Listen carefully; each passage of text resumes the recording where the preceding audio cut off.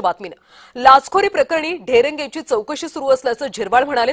माझ्या कार्यालयात लाचखोरी सुरू होती याची मला कल्पनाच नव्हती असं झिरवाळ म्हणाले। माझ्या कार्यालयामध्ये घडलेला प्रकार कलंक लावणारा आहे। सुनेत्रा पवारांनी नाराजी व्यक्त केली नाहीये तर त्यांनी सूचना दिल्यात असं ते म्हणाले।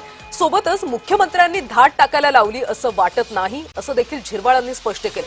पक्षातले सगळेच माझ्या पाठीशी ठामपणे उभे असल्याचं देखील झिरवाळ म्हणाले।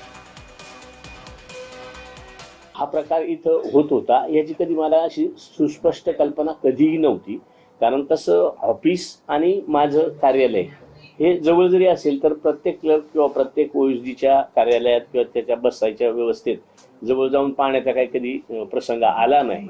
परंतु जे झालंय ते अतिशय दयनीय, अतिशय कलंक लावणारं असं ते वर्तन त्या ठिकाणी केलं गेलंय।